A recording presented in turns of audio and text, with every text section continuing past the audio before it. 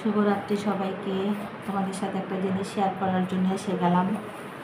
তো ঈদ তো এসে গেছে, রোজা যেহেতু মাঝামাঝি সময় আছে, তো কম বেশি সব মহিলারাই মেয়েরাই দেখা যায় যে ড্রেসের প্রতি বেশি আসক্ত হয়। ড্রেস কবে কিনবে, কবে বানাবে, এই আমার মনে হয় যে আমি একমাত্র মানে কি বলবো, এটাকে বকা দিয়ে বলতে পারতেছি না যে আমার ড্রেসের চেয়ে আমার ঘরের জিনিস কি হলো না হলো, আমি ঈদের দিন কোথায় খাবার সার্ভ করবো, কীভাবে সার্ভ করবো, সেটা আমার মাথার মধ্যে আগে ভন ভন করে। আমি কিন্তু এখনও ড্রেসের ব্যাপারে কোনো রকম কনসার্ন না। এই আর আমার বাচ্চারা যে হয়েছে, মানে তাদের কিছু বললেই, আমার তো মেয়ে বাচ্চা নাই, তোমরা তো জানোই যে আমার দুটা ছেলে, তাদের কিছু বললেই এক কথা বলে কিচ্ছু লাগবে না, এই অবস্থা। তো যাই হোক, আমি কিন্তু এখনও শপিংয়ের ব্যাপারে বিন্দুমাত্র মানে অবগত না। তো আজকে আমার বাসার নিচে যে কুকারি যে দোকানটা আছে, ওখানে দেখি যে সুন্দর একটা এই ইয়াটা আসছে, টিভি সেটটা আসছে। নতুন নতুন না, ডিজাইন মানে আমার কাছে যেটা না থাকবে সেটাই আমার কাছে মনে হয় নতুন, হয়তো ডিজাইনটা পুরানো হলেও হতে পারে। আমি ঠিক মনোযোগ দিয়ে খুলতে পারতেছি না, ছিঁড়ে ফেলতেছি এর জন্য। এই যে এই সেটটা মানে বেশি আলো রিফ্লেকশন তো বোঝা যাচ্ছে না, তারপর আমি বের করে তোমাদেরকে দেখাচ্ছি। আমার খুব ভালো লাগছে, মনে হচ্ছে ঈদের দিন সকালবেলা এটাতে ফিরনি বাড়লে খুব ভাল লাগবে, বা তোমার জর্দা মিষ্টি অনেক সময় আসে না যে ঈদের দিন তো দেখা যায় বেশি খাওয়া যায় না, খাবারের ভেরিয়েশনের মধ্যে দেখা যায় সার্ভের জিনিসগুলো যদি সুন্দর থাকে খুব ভাল লাগে।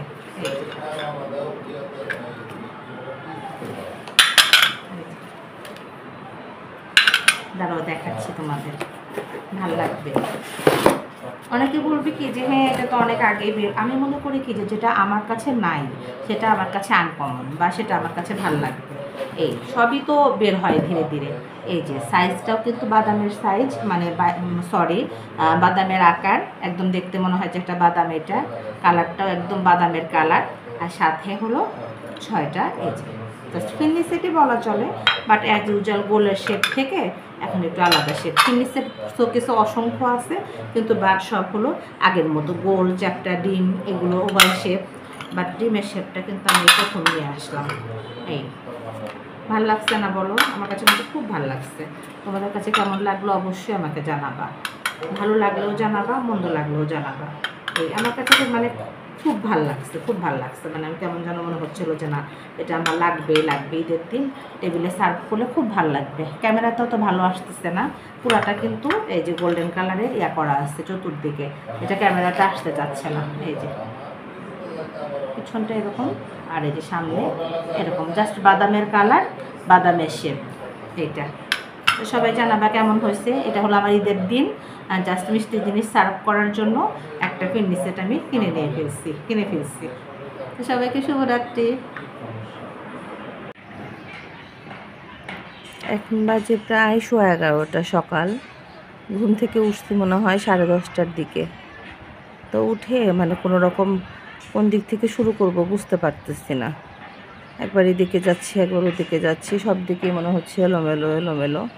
এই পরে খেয়াল করে দেখতেছি যে না, আজকে আমাদের রুমের চাদরটা চেঞ্জ করতে হবে, ফ্যানটা মুছতে হবে, ফ্যানটা ময়লা হয়ে গেছে, মানে এলোমেলো কাজ অনেক আছে। তো এই রুমটা দিয়ে শুরু করলাম। আর কালকে না অনেক বাতাস ছিল, বাতাসের কারণে বারান্দাগুলো এত ধুলা হয়ে গেছে তা বলার মতো না। তো ভাবলাম যে খালা এখনও যেহেতু আসে নাই, তাহলে না হয় কাজগুলো সব করে ফেলি। পর্দাটাও ময়লা হয়ে গেছে, খুলবো না, কদিন পরে খুলবো বুঝতেছি না, ভাবতেছি ধুয়ে আয়রনে দিয়ে দিই, খুব ময়লা হয়ে গেছে। এই রুমটা দিয়ে শুরু করলাম। এই যে কী পরিমাণ ধুলা, তসবগুলা রোদ্রে দেওয়া দরকার, এখন সেরকম লোকও পাচ্ছি না যে দিব। এখন 2-1-এর মধ্যেই দিব না কি ঈদের পর দিব বুঝতে পারতেছি না। তো এই রুমটা থেকে না হয় কাজ শুরু করে ফেলি, শুরু করলেই শেষ হয়ে যাবে, না হলে শেষ হবে না। কারণ 2 দিন হলে একটু অসুস্থ, তো মানে কেমন যেন কাজে মনোযোগ দিতে পারতেছি না একটু, মানে কোনো রকম খালি উপরে করে রয়ে গেছে এরকম। তো ভাবলাম যে আর ইয়া করলে হবে না। আর কালকে না এই 2টা জিনিস আমি এই রুমের জন্য নিয়ে আসছি, সুন্দর হয়েছে না এই 2টা জিনিস। এই যে এটা নিয়ে আসছি, আর এই যে চাবি ঝুলানার এইটা, আমার কাছে এটা অনেক দিন হলোই দেখি, অন্যরকম দেখি, বাট এটা আমার কাছে খুব ভালো লাগতেছিল। তাই যাই হোক, সবার কাছে কেমন লাগলো একটু জানাবা। তবে রুমটা গোছায়নি। দেখো এখন ঘড়িতে প্রায় 1:30 বাজে। এর মধ্যে আমি এই রুমটা গোছায় ফেলছি, ফ্যানটা মুছে ফেলছি, একদম খুব একটা ক্লিন হয় নাই, তবে যতটুকু এসিটা মুছে ফেলছি, পুরো রুমটা একদম জাস্ট ডিপ ক্লিন। পর্দাটা চেঞ্জ করা দরকার ছিল, বাট এত পানি পিপাসা লাগছে আজকে আমার, কেমন যেন এনার্জি নাই, এই জন্য পর্দাটা না আর চেঞ্জ করতে পারলাম না। ভাবলাম যে থাক, কালকে না হয় হবে। আর ওই যে কালকে আমি 2টা জিনিস যে পারচেস করছি, ওইটা আবার একটু উল্টাপাল্টা করে এটা এদিকে আনলাম, এটা এদিকে আনলাম। আমার সাহেব বলে যে তুমি একটা জিনিস আনলে কত বারবার যে ঘুরে ঘুরে দেখো। বললাম যে এটা আমার অভ্যাস। তো যাই হোক, আমাদের রুমটা আজকে মোটামুটি চাদর চেঞ্জ করে দিছি। কেন যেন চাদর চেঞ্জ করা কমাই দিছি মনের অজান্তেই। এই যে মাহিনের রুমটাও গোছানো হয়ে গেছে। মাহিনের রুমটাতে মাশাআল্লাহ এত সুন্দর আলো বাতাস রোদ আসে। আলো বাতাস রোদ এটাও কিন্তু আল্লাহর একটা রহমতের মতো। কারণ মানে কি যেন বলে, পরিবেশ, স্যাঁতস্যাঁতা পরিবেশ আমার একদম পছন্দ না। এই যে খুব সুন্দর রোদ আসছে, কাপড় চোপড় একদম সব শুকায় গেছে, মুচমুচেভাবে শুকায় গেছে। তো যাই হোক, মানে মাহিনকে বললাম যে কিছু সময় একটু রাখো, মানে বন্ধ রাখো, খোলা রাখো, সরি বন্ধ রাখো বলতেছি। ডাইনিংটাও গোছানো শেষ। ডাইনিংয়ের এখানকার ম্যাটটা আজকে একটু ধুয়ে দিছি, খালা ধুয়ে দিছে অলরেডি, মনে হয় শুকায়া যাবে একটুখানি সময়ের মধ্যেই। ওটা তো একদিনের বেশি সময় লাগে না। তো যাই হোক, ড্রয়িং রুমটা দেখাই, গরিবের ড্রয়িং রুম। ড্রয়িং রুমে চাদরটা চেঞ্জ করে দিছি। আমার কিন্তু ড্রয়িং রুমে সাধারণত কেউ থাকে না, বা কেউ আমার বাচ্চারা তো মানে মোটেও ঘর বাড়ি যে এলোমেলো করা বা বিনা কারণে এখানে বসা এখানে শোয়া এটা তারা করেই না, একদমই ইউজ টু না ওরা। তারপরে মনে হলো যে না, একটু একটু কেমন যেন ধুলা ধুলা হয়ে গেছিলো, পরে চাদরটা চেঞ্জ করে দিলাম। মোটামুটি ড্রয়িং রুমটাও গোছায় ফেলছি। এপাশের কাটেলটা এখনও লাগাই নাই, দুইটাই এখনও লন্ডিতেই আছে, এপাশেরটা ভাবছি যে ঈদের আগে লাগাই দিব ইনশাল্লাহ, তাহলে নতুন নতুন লাগবে। আর সব বিছানার বেড কাভার আবার নতুন কিনতে হবে ইনশাল্লাহ, চিন্তা ভাবনা আছে, রোজা রেখে যেতে পারতেছি না। তো যাই হোক, ডাইনিংটা মোটামুটি গোছানো শেষ, খুব যে হয়েছে তা না। আমার মনে হয় যতই করি ততই লাগবে, এরকম লাগে। আর মিশনের রুমটা আজকে চাদরটা চেঞ্জ করার সময় করতে পারলাম না। ফ্যানটা মোটামুটি মুছে দিছি, এসিটা মুছে দিছি কিনা মনে নাই ভালো করে, মানে নিচ থেকে মুছছি, কিন্তু একদম যে দিয়ে উপরে উঠে ক্লিন করা সেটা করতে পারেনি, আর একদিন করে দেবো ইনশাল্লাহ। তো যাই হোক, আজকে এটা হয়ে গেল। মানে আমার সাথে সাথে আবার খালা ঘর মুছে দেয়, তো এই কারণে একটু দেরি হয়ে যায়। তো যাই হোক, বেসিনটা ওয়াশ করে ফেলছি। বেসিন ওয়াশ তো আমি দিনের মধ্যে 3বার করি, মানে 3বার করি হলে অ্যাজ ইউজুয়াল দিনে, আর রোজার দিনে করি হলো 2বার। একবার করি সকালে, একবার করি আবার ইফতারের পরে, বাট সেহেরির পরে। এটা আমার অভ্যাস, কারণ কেমন যেন গা ঘিন ঘিন করে আমার কাছে। আমার একটু কিন্তু মানে সুচিবাই নাই, বাট তার ভাই বোন আমি। আর এই যে রান্নাঘরটা গোছালো হয়ে রয়েছে, কারণ রান্নাঘর খালা মুছে দিয়ে গেছে, বাট মানে গোছায় খালাও তো বোঝে না, আর আমারও পছন্দ না। আর এখানে আমি বুটটা জাস্ট একটুখানি বাগার দিয়ে নিলাম, যাতে ইফতারের আগে আমার আবার বেশিক্ষণ রান্নাঘরে থাকতে না হয়। আর এখানে কিন্তু এই যে সুন্দর করে খালার ডালের ঢাকনাটা দেয় না। খালাকে যতই বলি যে ডাল একটু মানে পাতলা করো, খালা ততই ঘন করে ফেলে, কিচ্ছু করার নেই। তো যাই হোক, এই হলো আমাদের আজকের দুপুরবেলা পর্যন্ত কাজ। এই তো এখন বাজে 2:30টার মতো। বাইরে যে কি পরিমাণ রোদ, রে বাপরে বাপ। দিন মনে হয় যতই যাচ্ছে ততই মনে হয় মানে চড়া হচ্ছে। তো যাই হোক, রোজা যত শেষের দিকে যাবে দিন মনে হয় চড়া হবে। আজকে তো মনে হয় 16 না 17 রোজা। যাই হোক, এবার গোনাগুনিও করি নাই। এই মুহূর্তে আমার সব কাজ শেষ, আমি এখন একদম রিল্যাক্সে চলে যাব বলতেছি, রেস্টে চলে যাব একদম। ইফতারের আসরের নামাজের আগে আগে বের হবো ভাবছি।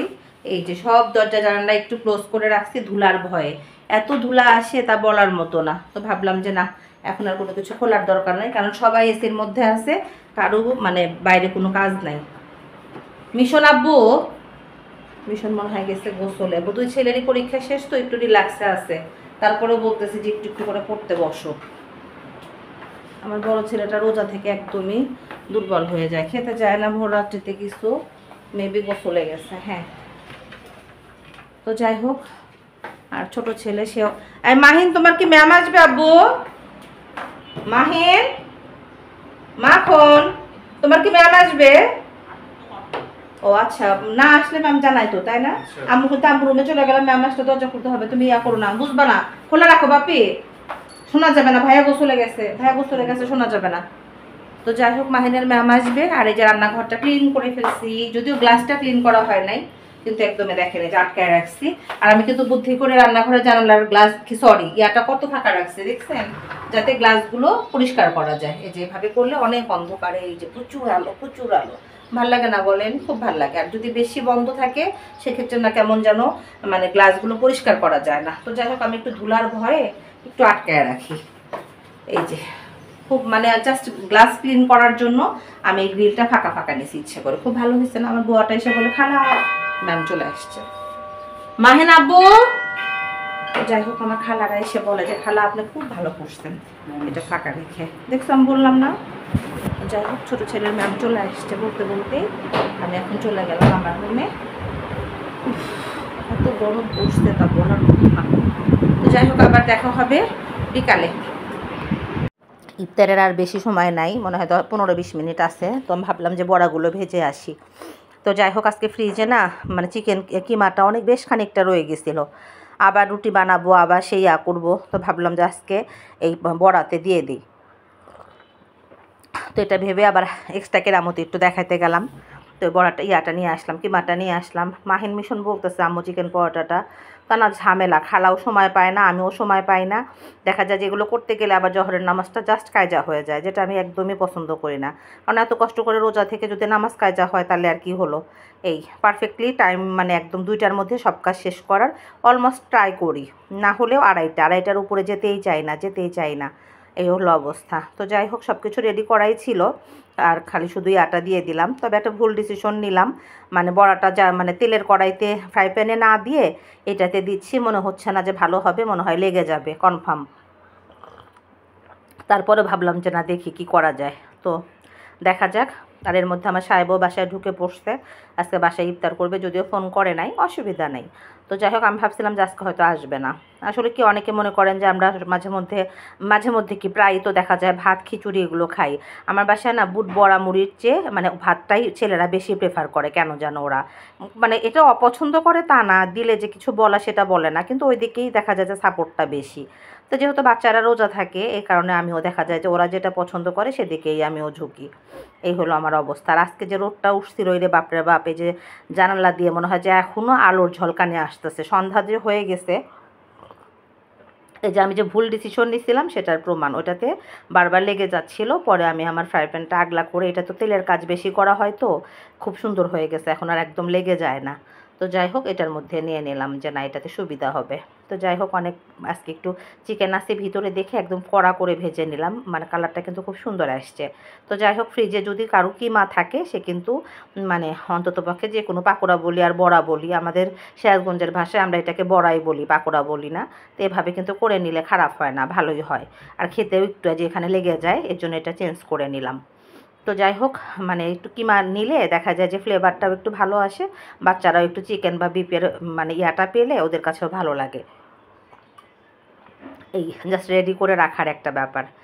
আর যাই হোক মানে যত কিছুই কিনি না কেন তেলের জিনিস তেলে কাজ করতে করতেই সেটাতে ইউজ হয়ে যায়। তো এই হলো আমার পাকোড়া। আমরা সবাই একটা রেডি করে ওয়েট করতেছি, আর মনে হয় 5 মিনিট আছে। আজকে আমার একদম মানে ঐতিহ্যবাহী ট্র্যাডিশনাল ইফতার। দেখাও মাহির মিশন আছে হলো বেগুনি আর হলো চিকেন দিয়ে কি যেন বলে ভুলে গেছি, দেখ রোজা থেকে সব ভুলে যায়। চিকেন কিমা দিয়ে এই বড়াটা ভাজা হয়েছে, ছোলা বুন্দি, ফুটতে জুজাল থাকবে, আছে ফুটিকা, সেই সাথে আছে হলো ট্যাং। আর আমার মাহিন আছে, মাহিনকে একটু দেখাও। আমার মাহিনের রোজা লেগে গেছে আজকে। আমার মাহিন কিন্তু খতম তালাবি করে, সবাই মাহিনের জন্য দোয়া করবেন, আমাদের প্রার্থনায় রাখবেন। তবে আজ এই পর্যন্তই। ইফতারের পর নামাজ শেষ করে আসছি চা বানাতে। মানে আমার আম্মা আমার ছোটো বোন ওরা বলে যে ইফতারের পর নাকি ওরা আধা ঘন্টা 1 ঘন্টা উঠতে পারে না, মানে খারাপ লাগে। আমার কাছে ইফতার করার পর মনে হয় কখন চা খাবো। আর আজকে চার কালারটা চা আসছে মাশাআল্লাহ, একদম দুর্দান্ত একটা কালার। মাহিন চার কালার দেখে যাও, এই যে চার কালারটা আসছে খুব সুন্দর, দেখা যাচ্ছে না যদিও ক্যামেরায় ভালো করে। চার না কালার ভালো না আসলে না খেতে ভালো লাগে না, কালার আর লিগারটা ঠিক হলে খেতে ভালো লাগে। মাহিনকে বলছিলাম যে আম্মুকে কাপ রেডি করে দাও, মাহিন কথা শোনো নাই।